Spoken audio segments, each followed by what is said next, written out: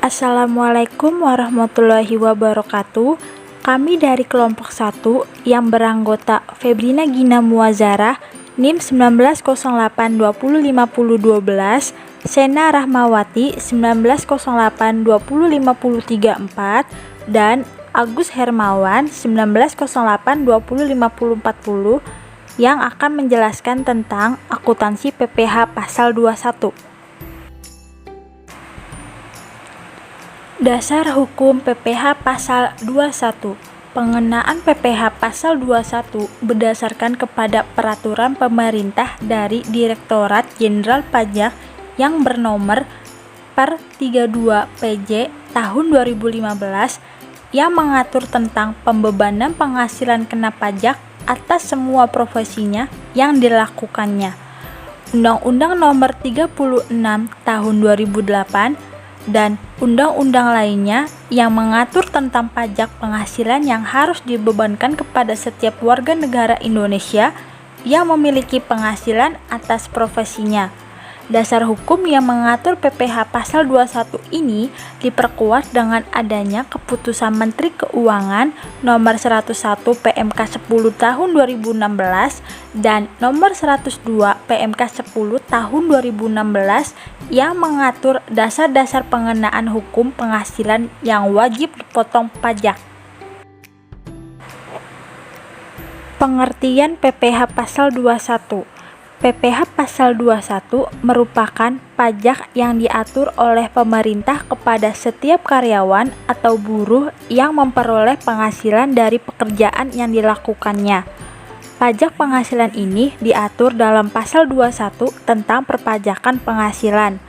Tidak hanya sebatas karyawan, seseorang yang mengikuti aktivitas kegiatan perlombaan, kepanitiaan, dan peserta rapat serta mendapat honorarium atas kegiatannya tersebut turut serta dipotong pajak dengan PPh Pasal 21.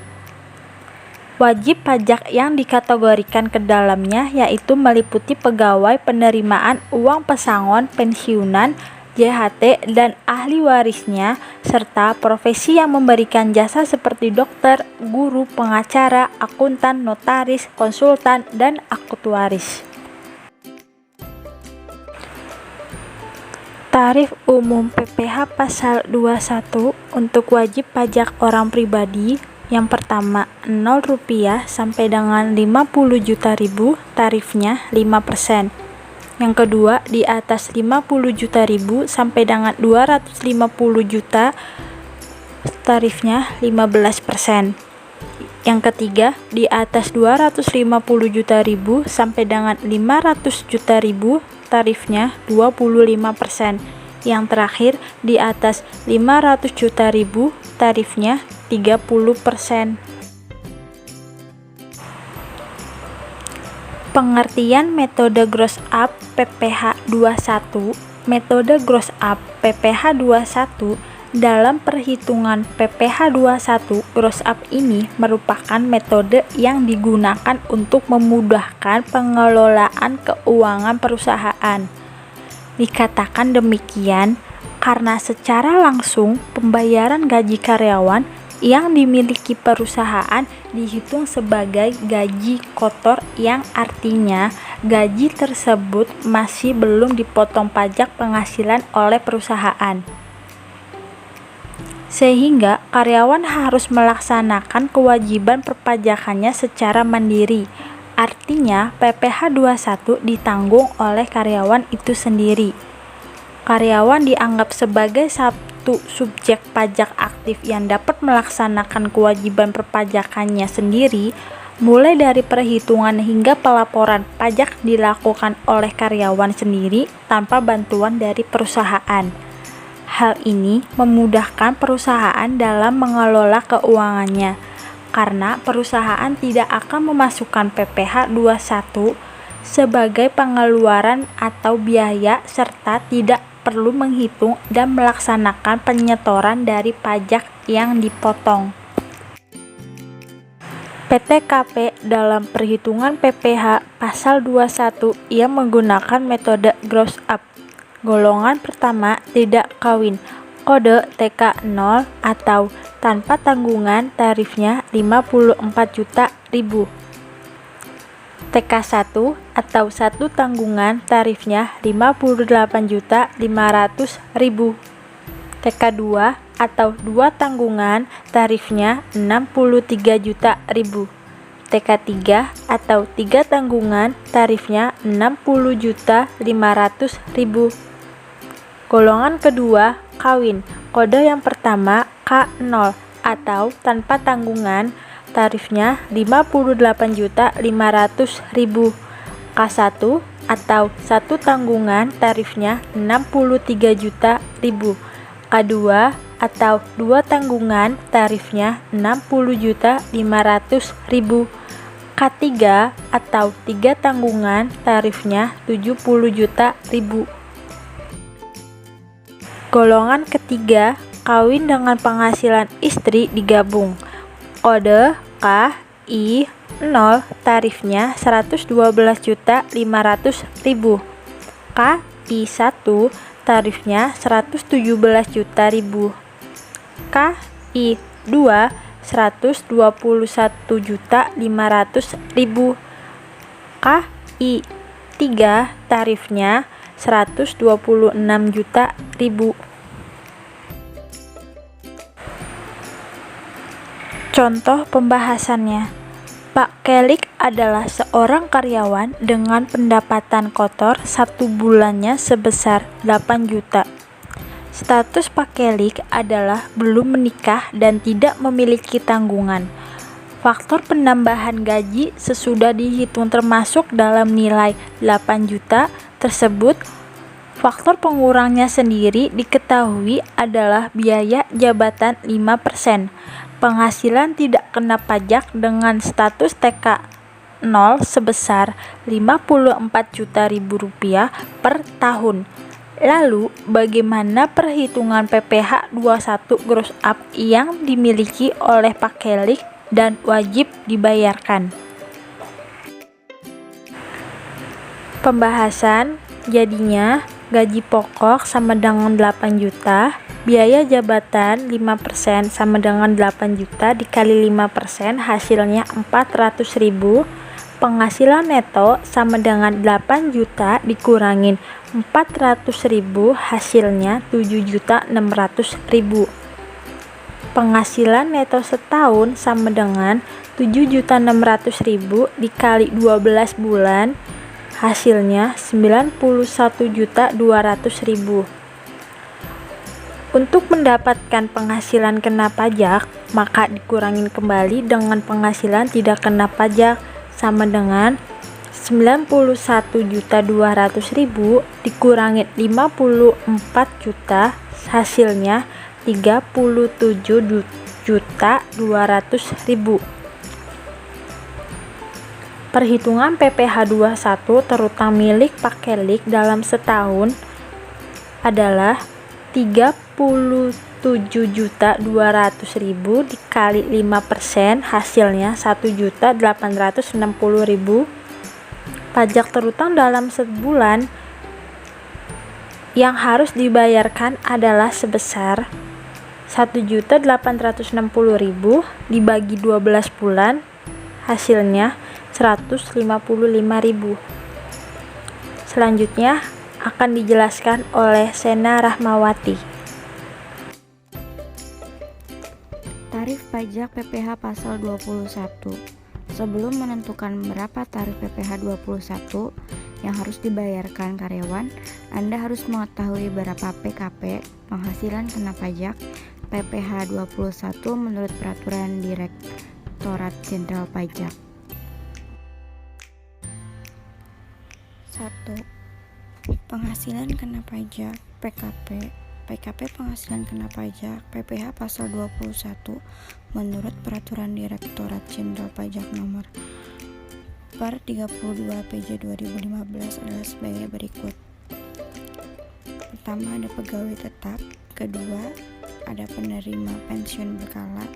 Pegawai tidak tetap yang penghasilannya dibayar setiap bulan atau jumlah kumulatif penghasilan dalam satu bulan telah melebihi 40.500.000. bukan pegawai yang penghasilannya bersifat berkesinambungan menurut Per 31 PJ 2009. Berkesinambungan adalah imbalannya dibayar atau terutang lebih dari 1 kali dalam 1 tahun kalender sehubungan dengan pekerjaan, jasa, atau kegiatan. Jika jumlah penghasilan lebih dari 450.000 per hari, ketentuan ini berlaku bagi pegawai tidak tetap atau tenaga kerja lepas yang memperoleh upah harian, mingguan, satuan, atau borongan sepanjang penghasilan kumulatif yang diterima dalam 1 bulan kalender telah melebihi Rp4.500.000. Selain itu, pemotongan tarif PPh 21 sebesar 50% dari jumlah penghasilan bruto. Ketentuan ini berlaku bagi bukan pegawai yang memperoleh penghasilan tidak bersifat berkesinambungan. Yang kedua, penghasilan tidak kena pajak PTKP berdasarkan PMK nomor 100 PMK 010/2016.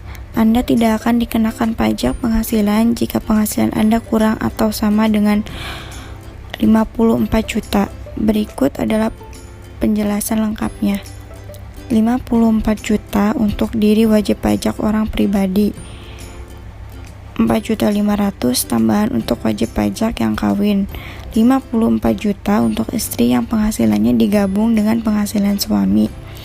4.500.000 tambahan untuk setiap anggota keluarga sedarah dan keluarga dalam garis keturunan lurus serta anak angkat yang menjadi tanggungan sepenuhnya paling banyak 3 orang untuk setiap keluarga. Yang ketiga, tarif pajak penghasilan PPh pasal 21. Sesuai dengan pasal 17 ayat 1, tarif pajak penghasilan pribadi perhitungannya dengan menggunakan tarif progresif sebagai berikut. Wajib pajak dengan penghasilan tahunan sampai dengan 50 juta adalah 5%. Wajib pajak dengan penghasilan tahunan di atas 50 juta sampai dengan 250 juta adalah 15%. Wajib pajak dengan penghasilan tahunan di atas 250 juta sampai dengan 500 juta adalah 25%. Wajib pajak dengan penghasilan tahunan di atas 500 juta adalah 30%. Untuk wajib pajak yang tidak memiliki NPWP dikenai tarif 20% lebih tinggi dari mereka yang memiliki NPWP. Itulah beberapa penjelasan mengenai tarif PPh pasal 21 dan beberapa persen yang harus dibayarkan yang perlu Anda ketahui. Sebagai seorang pengusaha, Anda harus mengetahui berapa pajak yang harus dibayarkan karyawan. Dengan mengetahui penghasilan kena pajak, Anda dapat lebih mudah menghitung berapa nominal gaji yang harus dipotong dari karyawan Anda untuk membayar pajaknya setelah mengetahui pajak penghasilan yang harus karyawan Anda bayar. Sebagai pengusaha, Anda harus mulai menghitung berapa pajak yang harus dikeluarkan perusahaan. Untuk memudahkan dalam penghitungan pajak, Anda perlu memiliki aplikasi akuntansi yang dapat membantu Anda mengelola laporan keuangan dengan mudah dan akurat. Jurnal merupakan software akuntansi online yang dapat memudahkan Anda dalam menyediakan laporan keuangan secara akurat dan real time.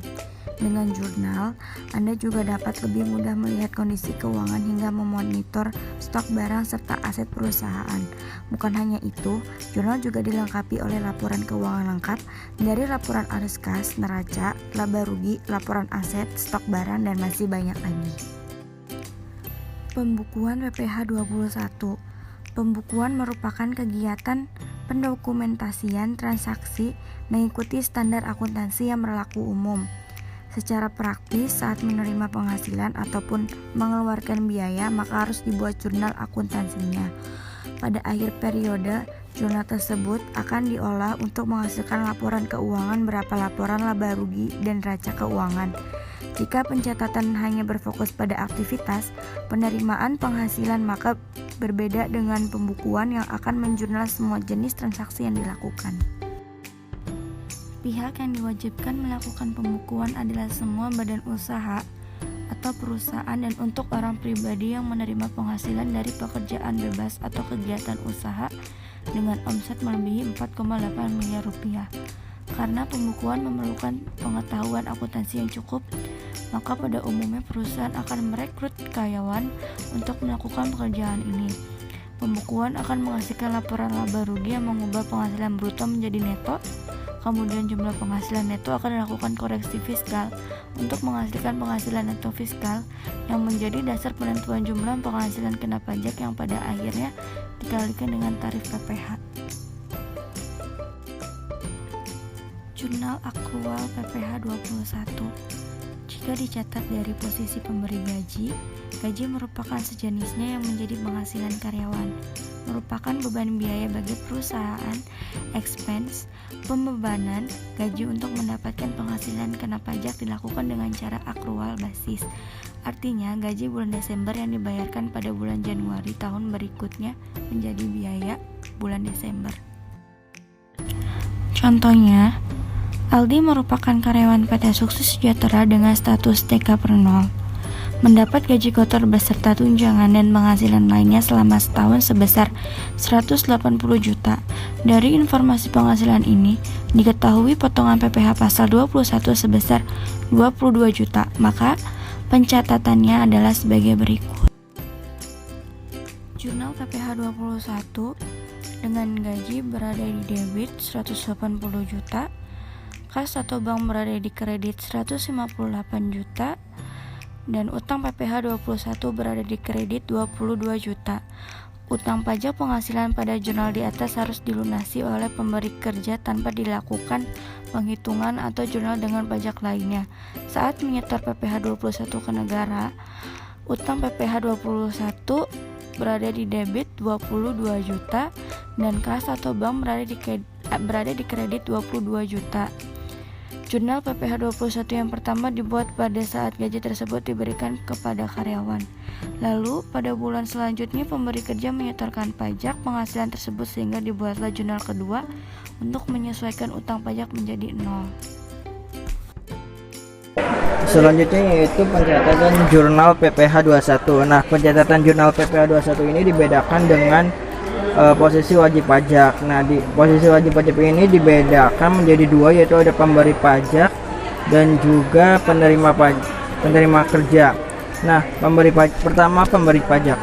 Pemberi pajak ini posisi pemberi pajak maupun sejenisnya menjadi penghasilan karyawan merupakan beban biaya bagi perusahaan atau expense. Nah, pembayaran gaji untuk mendapatkan PKP dilakukan dengan cara accrual basis atau gaji bulan Desember dibayarkan kepada bulan Januari tahun berikutnya menjadi biaya bulan Desember. Nah, jadi pemberi pajak ini menggunakan sistem expense di mana pembebanan gaji untuk mendapatkan PKP atau penghasilan kena pajak itu dilakukan dengan cara accrual basis, yaitu gaji bulan Desember dibayarkan kepada bulan Januari tahun berikutnya sehingga menjadi biaya dan masuk menjadi biaya bulan Desember. Ini adalah contoh transaksi atau contoh transaksi ya. Nah, di sini kita lihat ada Panana merupakan karyawan PT Sindo dengan status tidak kawin dan mendapat gaji kotor dan tunjangan di total itu sebesar 180 juta.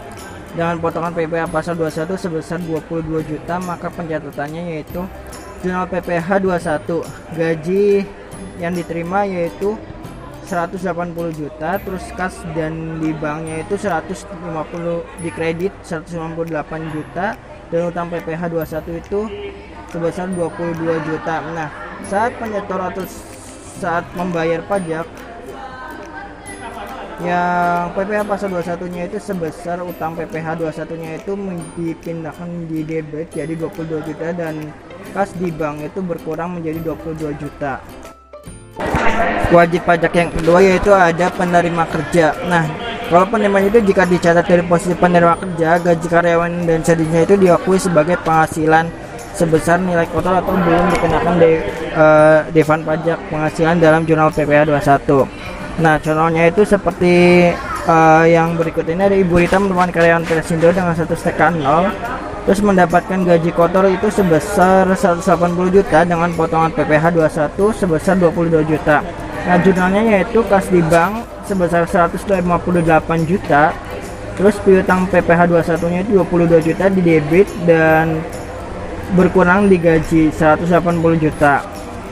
Setelah menyetorkan PPh 21, transaksi penyataannya itu yaitu piutang PPh 21 di kredit sebesar 22 juta dan kas di banknya itu di debit 22 juta. Selanjutnya yaitu metode perhitungan PPh 21. Nah, untuk perhitungan metode PPh 21 ini ada 3 macam, yaitu yang pertama adalah perhitungan metode gross, yang kedua itu perhitungan metode gross up, dan yang ketiga itu adalah perhitungan metode net. Nah, metode gross ini ditempatkan untuk pegawai atau karyawan yang menanggung sendiri PPh 21 terutangnya. Jadi biasanya metode gross ini karyawan yang membayar sendiri, dan yang kedua itu ada metode gross up, di mana perusahaan memberikan tunjangan pajak yang nominalnya sama dengan jumlah pajak yang dipotong karyawan yang ditambahkan ke penghasilan bruto karyawan yang dikenakan PPh 21. Nah, jadi perusahaan ini memberikan tunjangan pajak atau membayarkan pajaknya dan ditambahkan ke penghasilan bruto karyawan. Nah, yang ketiga itu adalah perhitungan metode net. Nah, metode net ini sama halnya dengan metode gross up yang tadi, bahwa perusahaan memberikan tunjangan pajak sesuai dengan nominalnya, tapi tidak ditambahkan ke dalam gaji bruto. Perbedaan gross up sama metode net, nah itu net itu sama tapi tidak ditambahkan ke dalam gaji bruto. Oke, berikutnya itu perhitungan gross. Nah, ini adalah contoh transaksinya. Misal contoh perhitungan Pak Reno misalnya bekerja di karyawan, statusnya belum menikah dan memperoleh gaji bulanan sebesar 8 juta, maka perhitungannya itu sebagai berikut. Nah, kita ketahui bahwa gaji pokok Pak Reno itu ada 8 juta per bulan, atau kalau misalnya di per tahun itu 96 juta. Nah, tarif PPh yang dikenakan itu sebesar 5%, didapat dari gaji pokok 1 tahun dikurangi PTKP. Nah, pajak ini ditanggung sendiri karena ini adalah menggunakan metode gross, maka Pak Reno membayarkan sendiri atau ditanggung sendiri, yaitu sebesar 175.000 per bulan atau 2.100.000 per tahun. Nah, nilai PPh 21 yang dibayarkan perusahaan itu sebesar 525.000. Maka gaji bersih Pak Reno itu yang diterima adalah sebesar 7.825.000.